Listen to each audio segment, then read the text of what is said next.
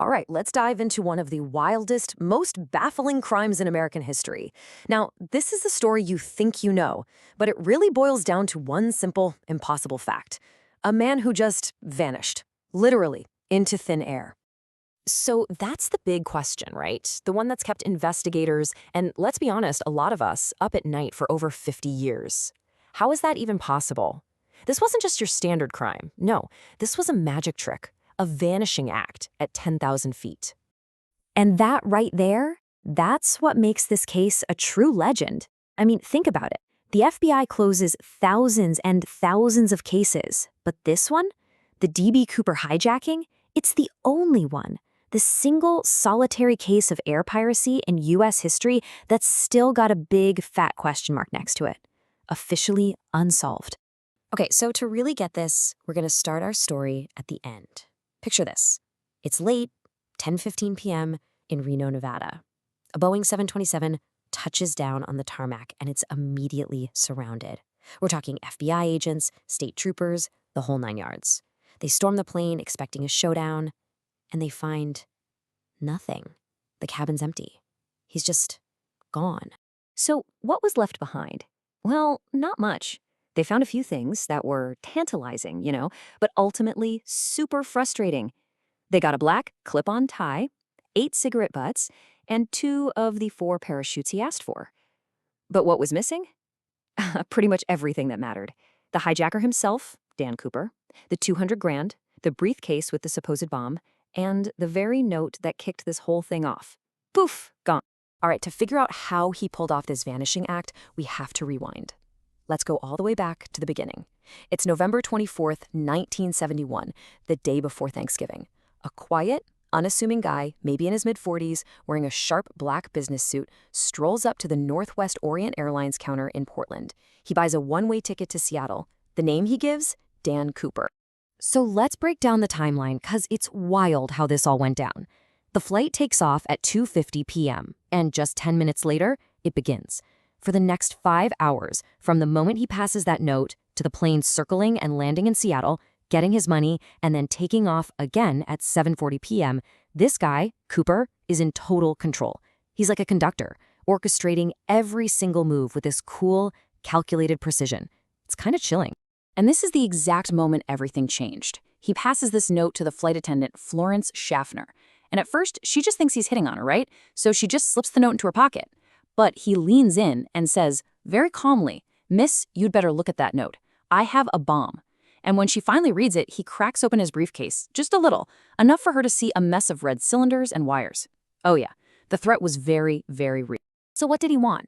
First demand, $200,000. Now, you gotta remember, this is 1971. Today, that's over 1.5 million bucks. And he was so specific about it. He wanted it all in unmarked $20 bills, and it had to be delivered in a knapsack. This just screams that this was not some spur-of-the-moment thing. This guy had planned everything. But his next demand? This is where you see how smart he was. He asks for 4 parachutes, 2 main chutes, 2 reserves. Now, why 4? That question completely stumped the FBI. They started thinking, is he going to take a hostage? Force a crew member to jump with him? Because of that possibility, they couldn't risk giving him a dead parachute. They couldn't sabotage the gear. See? The guy was always one step ahead. Okay, so the plane's on the ground in Seattle. He's got the money, he's got the parachutes, he lets all the passengers go. You'd think it's over, right? Nope. The journey was far from done. Cooper gives the pilots a brand new flight plan. Head towards Reno. But he also gives them these really specific and, frankly, really weird instructions for how to fly the plane. And this, my friends, is where the mystery goes from a hijacking to something else entirely. Of course, the military wasn't just going to let him fly away. They scrambled 2 F-106 fighter jets to tail the 727. But Cooper's plan was brilliant. He made them fly the big Boeing airliner as slow as it could possibly go. We're talking just over 100 miles per hour.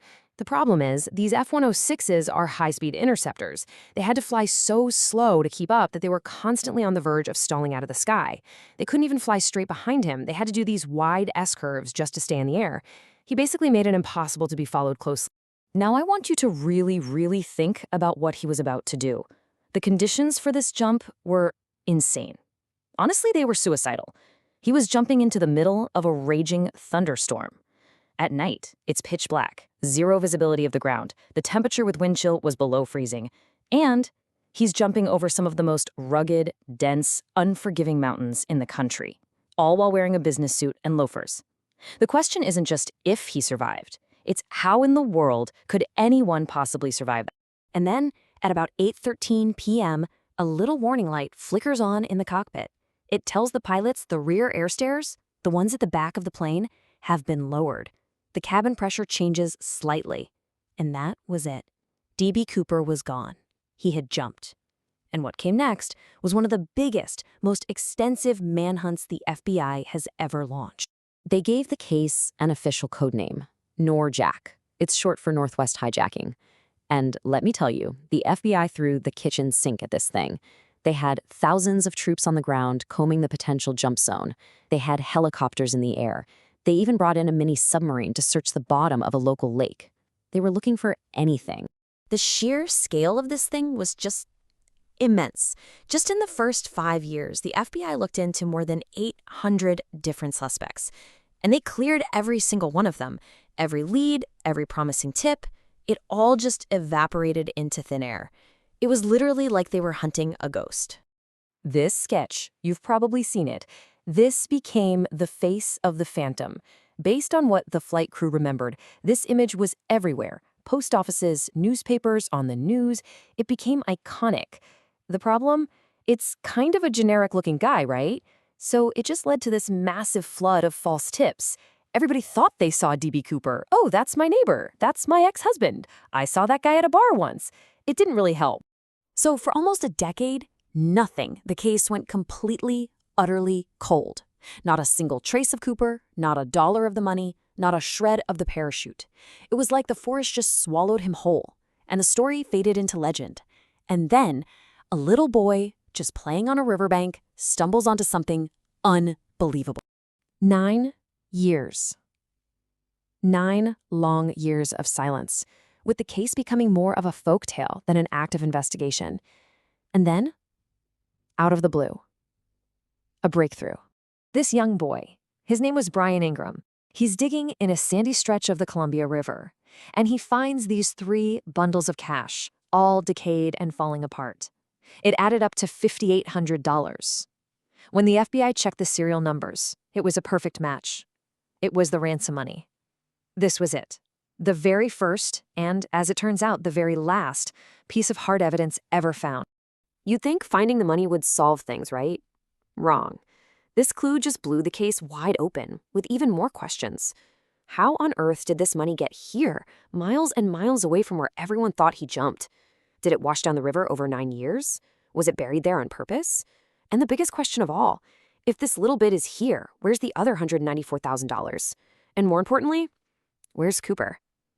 Instead of an answer, this discovery just made the whole enigma even deeper. So with no body, no more clues, and really no answers, something funny happened. The man known as D.B. Cooper started to change in the public's imagination. He went from being a dangerous hijacker to some kind of anti-establishment folk hero. He became this symbol of the little guy who took on the system and won. And over the years, oh man, the theories about who he really was just exploded. The list of maybe Coopers is a mile long. You've got Richard McCoy Jr., who pulled off a nearly identical copycat hijacking just a few months later. There's Dwayne Webber, who made this dramatic deathbed confession to his wife. And one of the most compelling, Kenneth Christensen, a former paratrooper and airline employee who looked a lot like the sketch and had all the right skills. But here's the thing. For every promising suspect, the hard evidence just never materialized. DNA didn't match, alibis held up. The FBI eventually ruled every single one of them out. And so here we are, right back where we started, staring at that same impossible question. Did some lone wolf hijacker actually pull off the perfect crime, walking away with a fortune to live out his days in total anonymity? Or did he just meet a grim, lonely end in those dark, stormy woods of the Pacific Northwest? After all this time, the sky is still holding on to its secret.